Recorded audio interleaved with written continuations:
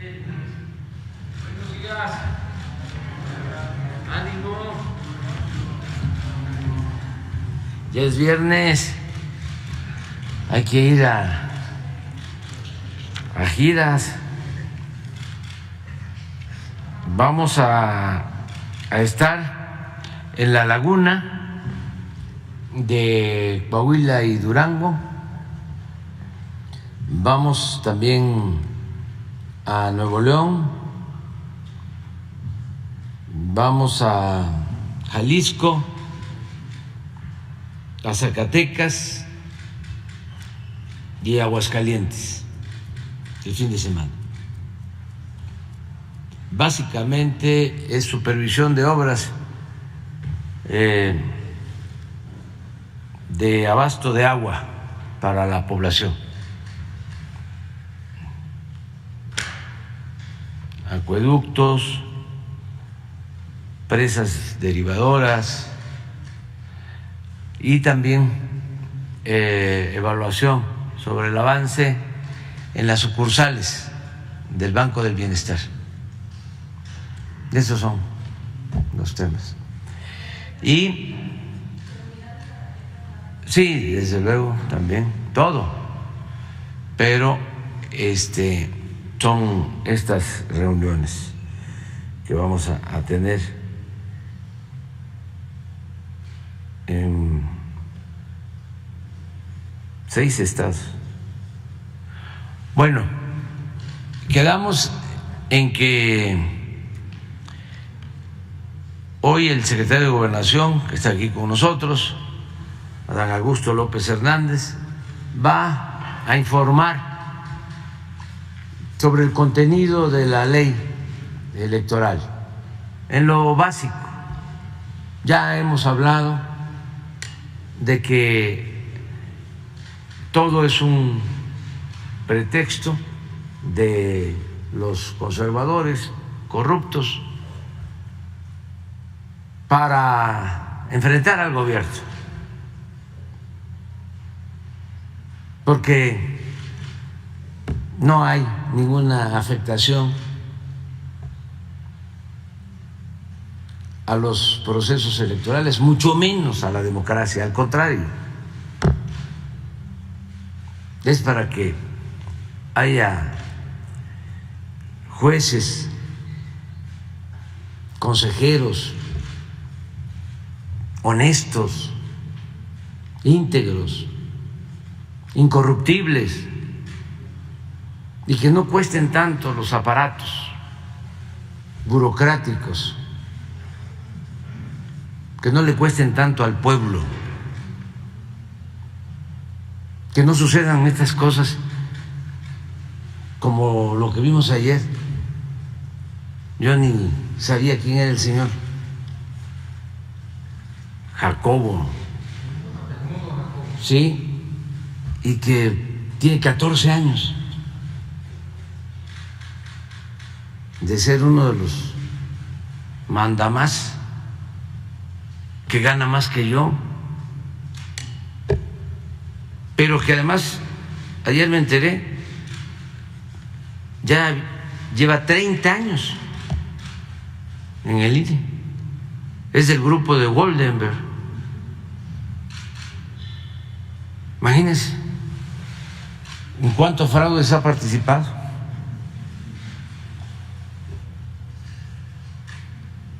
Y todavía se atreve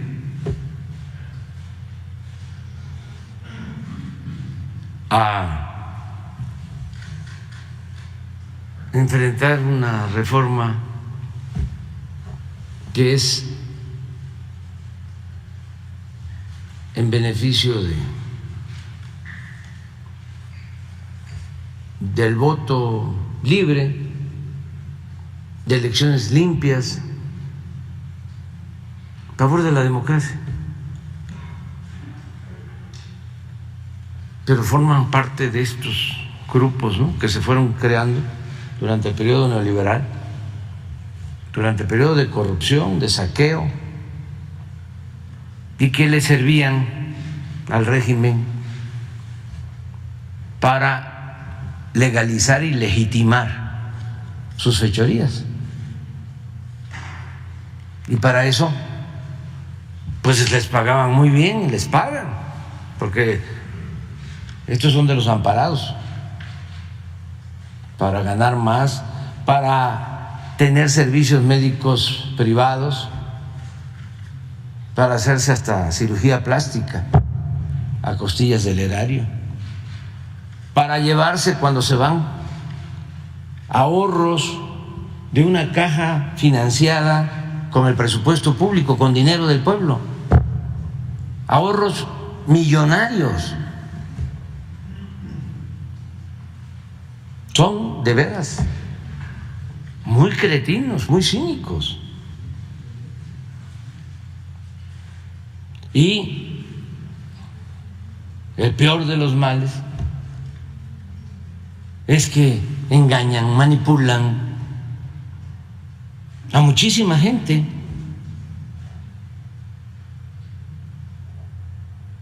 Por eso es importante pues informar.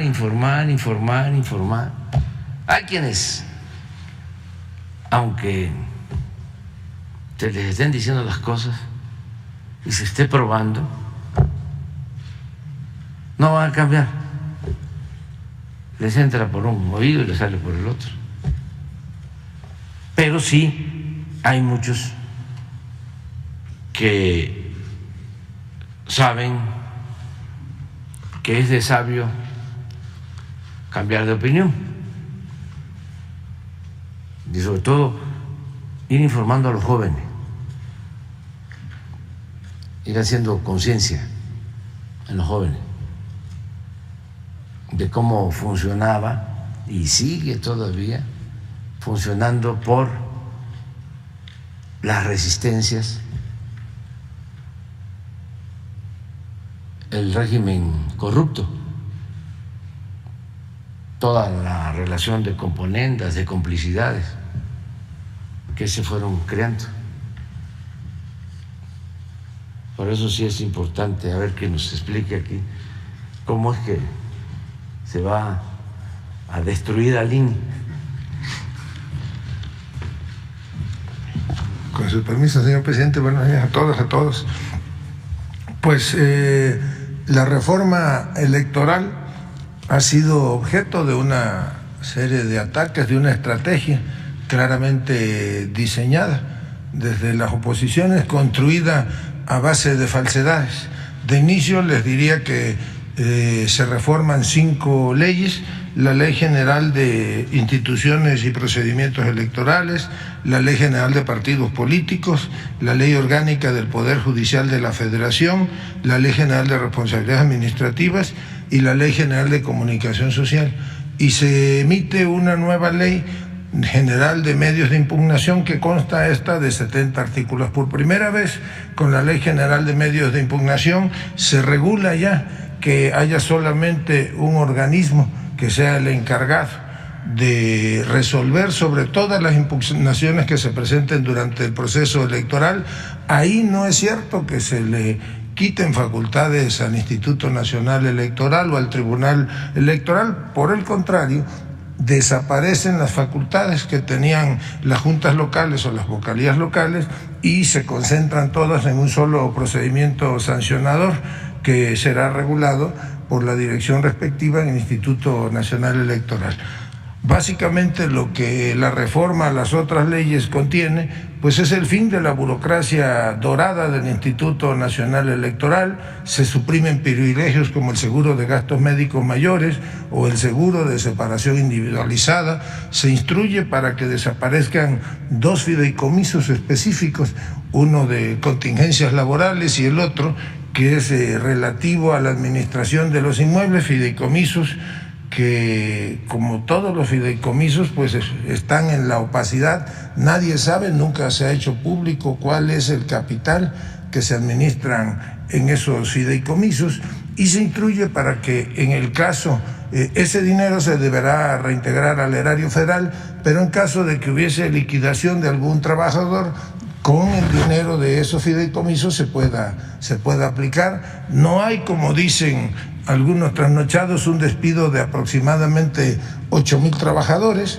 Lo que sí se reduce sustancialmente es el número de los vocales de las juntas locales y de las juntas distritales, que durante 365 días del año pues gozan hoy de una beca sustantiva. Se reduce en el caso de las juntas locales de 5 a 3 vocales. Cada uno de esos vocales tiene un ingreso mensual que ronda entre 50 y 70,000 pesos mensuales. Aunque no haya proceso electoral, ellos mantenían durante todo el año sus privilegios, amén del seguro de gastos médicos y otra serie de prestaciones administrativas. Y en las juntas auxiliares, que tampoco funcionan los 365 días del año, pasa de 5 vocales a un solo vocal. La tarea de ese vocal pues es auxiliar a las juntas locales. Prácticamente el trabajo era mínimo, y van también de salarios de entre 45,000 y 70,000 pesos dependiendo de la ubicación de cada uno de ellos. Entonces son 32 por 2 serían 64 vocales de las juntas locales, y son 300 por 4 serían 1,200 vocales de las juntas auxiliares, que eso sí dejarán su cargo. Quienes, que son los menos, formen parte del servicio profesional electoral, deberán ser reubicados en otras áreas o en otras tareas del instituto. Igualmente señalan falsamente que se pone en riesgo la jornada electoral porque no hay la certeza de cómo se van a realizar los conteos rápidos o cómo va a funcionar el sistema preliminar de resultados electorales. Yo les diría a todos aquellos académicos que ayer decían que ya no se iban a poder hacer conteos rápidos, porque esto es una mentira, porque el conteo rápido realmente no lo realiza el Instituto Nacional Electoral, lo realizan empresas a las cuales el instituto contrata, y ese recurso está presupuestado en cada proceso electoral. Y en lo que refiere al programa de resultados preliminares, pues va a seguir operando de la misma manera, con un añadido. Ahora, en lugar de que los mexicanos tengamos que esperar hasta el miércoles para que se realicen los cómputos distritales, pues ahora los cómputos distritales van a iniciar al momento que inicie la captura de las actas del programa de resultados preliminares. Esto es, pues habrá mayor certeza jurídica para realizar los conteos, y muy probablemente en la madrugada del día siguiente de la elección ya los mexicanos conozcamos los resultados distritales oficiales de cualquier elección. Igualmente se facilita el voto de los migrantes o de los mexicanos en el exterior. Ahora será por internet y podrán hacerlo con su credencial de elector, con su pasaporte o con una matrícula consular. Y algo que extrañamente mantienen callado es que ahora ya se abre la posibilidad de que sean sancionados quienes obtengan alguna prebenda o quienes, como se hacía antes, como en el caso del Pemex Gay, por ejemplo, financiaban a candidatos a cambio de obras, de cualquier tipo de contratos, una vez que estos hubiesen llegado a los cargos de gobernador, de presidente municipal. Todo eso ya forma parte del proceso sancionador. Se termina también con la entrega de prebendas por monedero electrónico, por tarjetas de prepago, porque ya todas ellas pues quedan debidamente penalizadas. Básicamente eso contiene la reforma, es la eliminación de los privilegios de esa burocracia dorada, como decía el señor presidente. Por ejemplo, en el caso del señor Edmundo Jacobo, desaparece el cargo que él tenía y termina ahí automáticamente una relación laboral con el Instituto Nacional Electoral de 30 años a la fecha. Se termina con la posibilidad de esa absurda reelección, porque el año antepasado, 2020, se le reeligió para que su cargo terminara en el 2026. Ahora, pues prácticamente al desaparecer la dirección que lo ostentaba, que dice se tenía prerrogativas como el manejo del presupuesto, que era discrecional a cargo de él y del presidente del Consejo del Instituto Nacional Electoral, pues ahora ya pasa prácticamente al retiro y hay toda una serie de ajustes en prestaciones a los altos funcionarios del Instituto Nacional Electoral. Básicamente, pues eso es lo que contiene la reforma electoral, señor presidente. ¿Perdón? ¿Cuántos registros serían en total? Y tienen cálculos de cuántos son de servicio profesional de carrera, porque dicen que también perderían su trabajo, pero dicen que no. No, en el caso de los que formen parte del servicio profesional de carrera, la ley obliga a que sean reubicados en otras áreas del mismo instituto, en las direcciones, por ejemplo, que ahora se compactan en 7 y antes eran 16.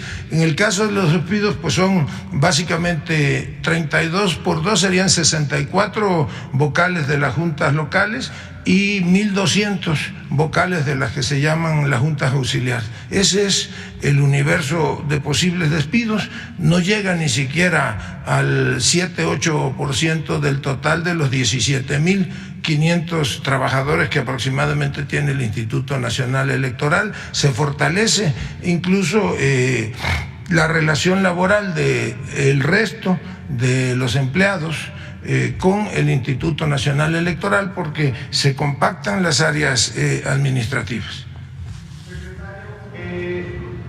Han dicho en el INE que esta reforma despediría a 2.571 trabajadores y que tendría un costo de 2.500 millones de pesos las liquidaciones. ¿Esto es cierto? Bueno, habría que ver la situación en la que los trabajadores, que ya les dije el número, fueron contratados, pero la reforma prevé que en caso de que deban de ser liquidados, el recurso para ello está en los fideicomisos de los que dispone hoy el Instituto Nacional Electoral, fideicomisos que además se prevé ahí en la reforma, pues que van a desaparecer. Nada más se dejaría el fondo contingente si hubiese que aplicar liquidación a alguno de esos trabajadores. No son 2.000 y tantos, son, como le digo, 3 por 4, 12, 1.200 más 64, serían 1.264 vocales, que son los que pasarían a despido. Si algunos de ellos, que yo no creo que sea el caso, forman parte del servicio profesional de carrera, pues esos deberán ser reubicados dentro de las mismas juntas auxiliares o de las juntas locales, o bien en la central del Instituto Nacional Electoral. Lorenzo Córdoba dijo que tienen en el fideicomiso cerca de 1.400 millones de pesos. Lo que dice el compañero y también de razón, dice que van a ocupar 2.500 a 3.500 millones de pesos. ¿El gobierno en un momento determinado los apoyaría o solamente con lo que tengan en esos fideicomisos? Bueno, si me lo permiten, yo lo que les recomendaría es que contraten a un buen abogado laboralista que les sepa hacer el cálculo de las liquidaciones, que no se les olvide que hubo ya una reforma a la ley electoral. Ahora se habla incluso de que Lorenzo Córdoba recibiría una especie de bono de marcha de 12 millones de pesos, y estuvimos haciendo una corrida, y en el caso de que hubiere de liquidarse, pues la cantidad a la que legítimamente tiene derecho es mucho menor a eso. No sabemos cuánto hay de dinero en los fideicomisos, tampoco, pues nunca han informado de ellos. Sí sabemos cuáles son ellos, y estamos analizando la posibilidad de, vía la Comisión Nacional Bancaria y de Valores, solicitar la información y que se haga pública la información del monto que en efecto tienen esos fideicomisos.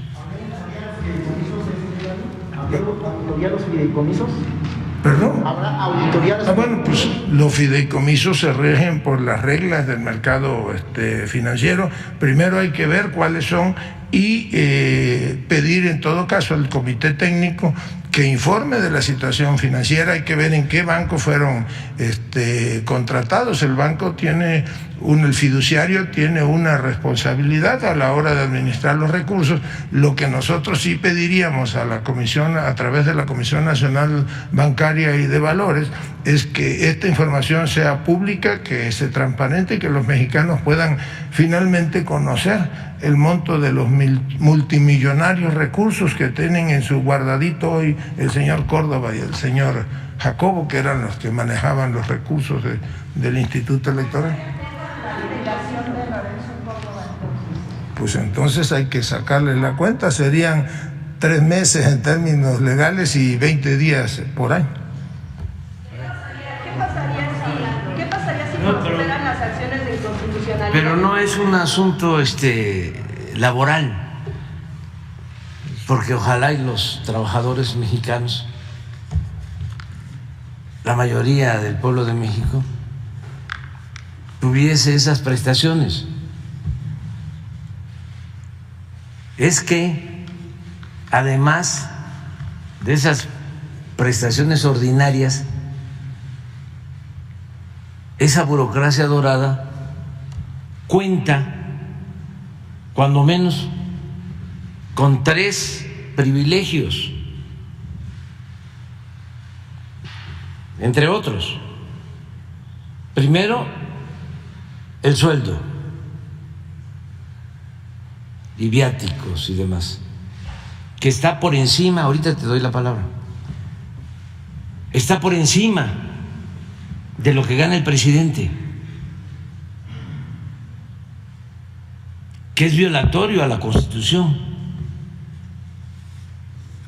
al artículo 127 de la Constitución. Pero como se ampararon contra la ley de austeridad, mantienen esos sueldos, esos viáticos. Ese es un privilegio adicional. 2,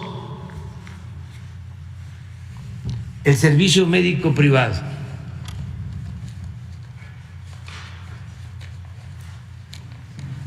No es el Seguro Social, no es el ISSSTE.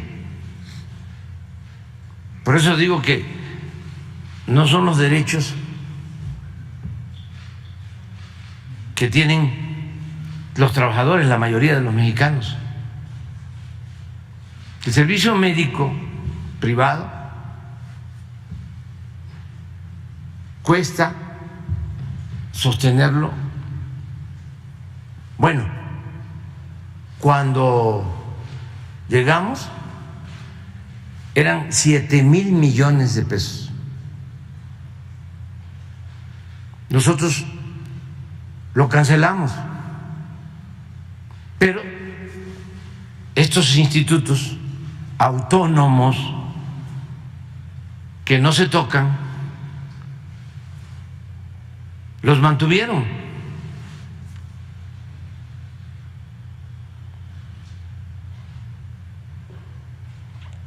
Y no se sabe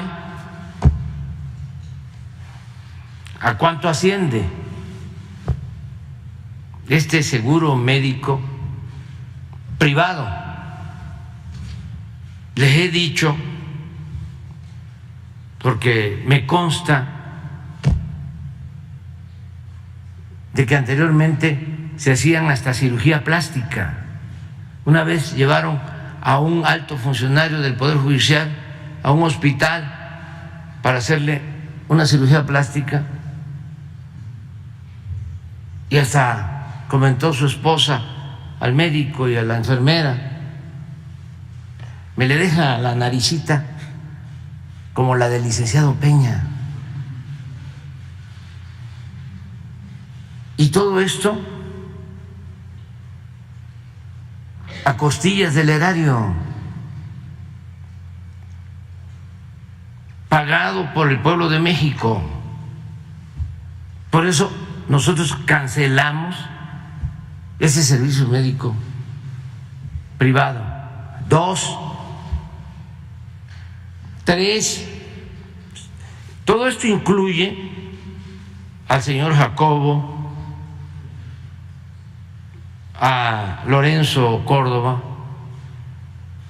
3, se dice, se va a liquidar, y de acuerdo a la Ley Federal del Trabajo son 3 meses de sueldo por año de antigüedad. 20 días por año. 20 días por año. No, es que tienen una caja de ahorro especial en donde con el presupuesto público se les entrega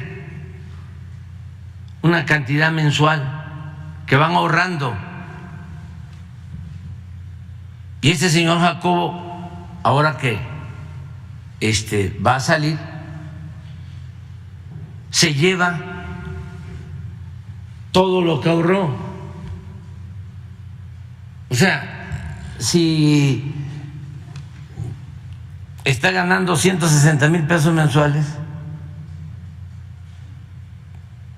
puede dejar 10,000 y con el presupuesto público se le aporta otros 10,000, ya ahorró 20,000 pesos mensuales.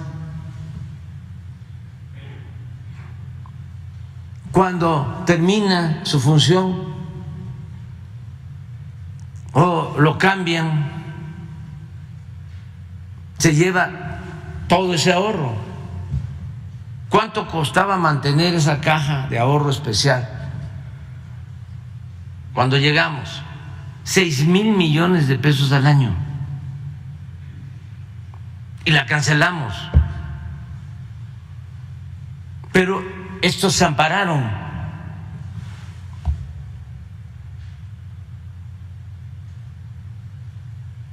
¿Y dónde está todo ese dinero? En los fideicomisos.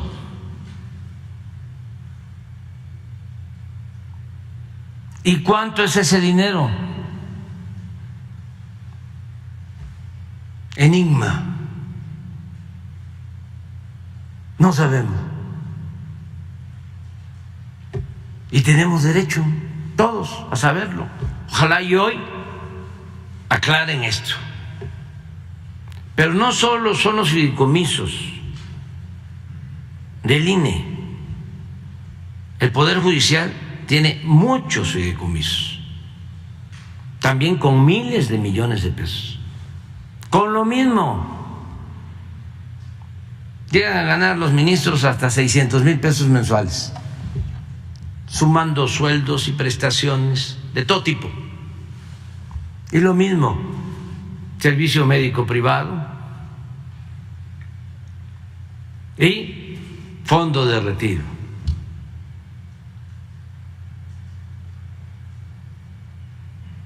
¿Y de dónde es el dinero?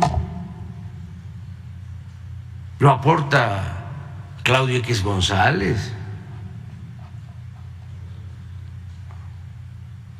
o la señora Elbester Gordillo, o La Bastida, o Fox, o Calderón. Es dinero del pueblo.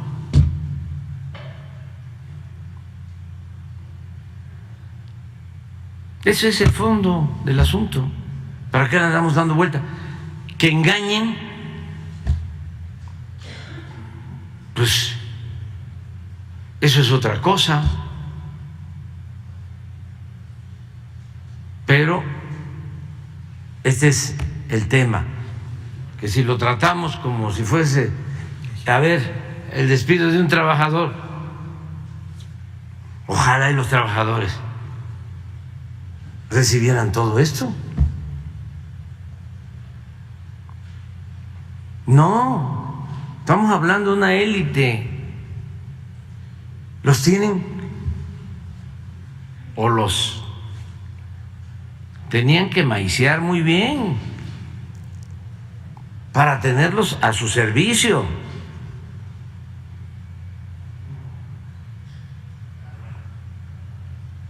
Y para poder manipular elecciones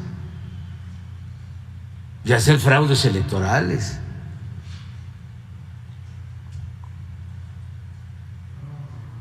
Entonces, por eso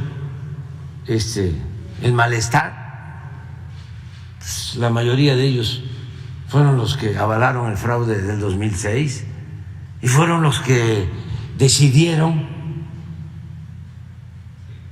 de que no se había rebasado el tope de gasto de campaña en la candidatura del licenciado Peña Nieto, que después salió que el secretario de Finanzas en esa campaña por parte del PRI era el que después fue director de Pemex y que habían recibido dinero de Odebrecht para la campaña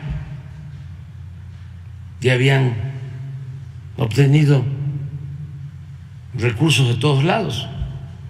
Pues eso son los funcionarios, es el Jacobo y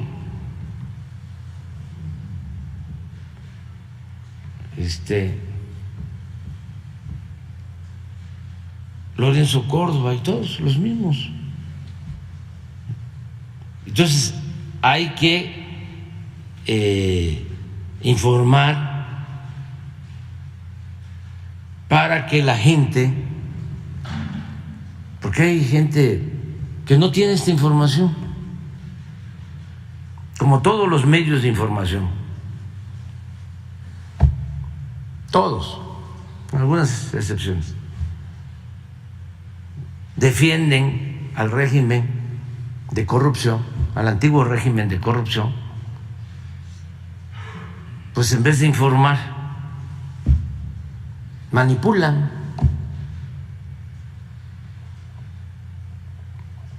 Entonces, vamos a estar aquí replicando, haciendo uso de nuestro derecho a la réplica. ¿Prosperan los actos de inconstitucionalidad en la Suprema Corte? No sabemos, pueden funcionar, pueden prosperar, porque pues, la Corte está... Ay, nanita. Es un poder, ayer lo dijimos, plagado de corrupción y al servicio de los grupos de intereses creados. Pongan a la mayoría de los jueces, deben ser 1.500, ¿cuántos hay? Más de 1.500. Como 2.000, y magistrados y ministros, a la mayoría, no a todos, pónganlos así,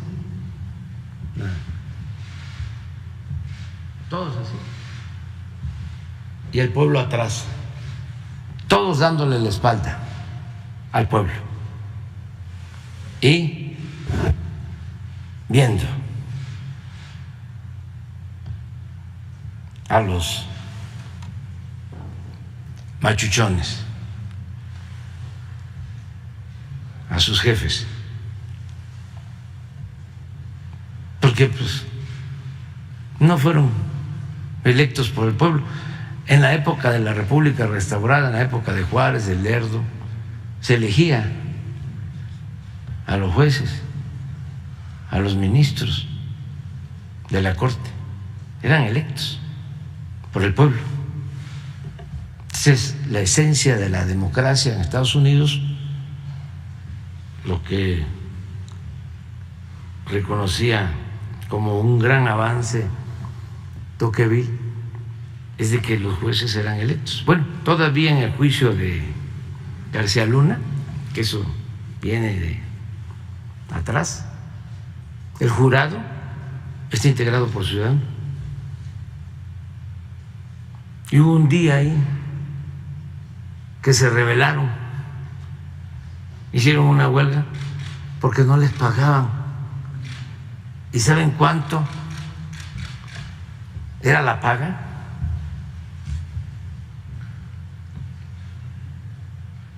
Creo que $500. No. ¿Ah? $12. $12 para los miembros del jurado. Porque como ciudadano todos tienen que participar cuando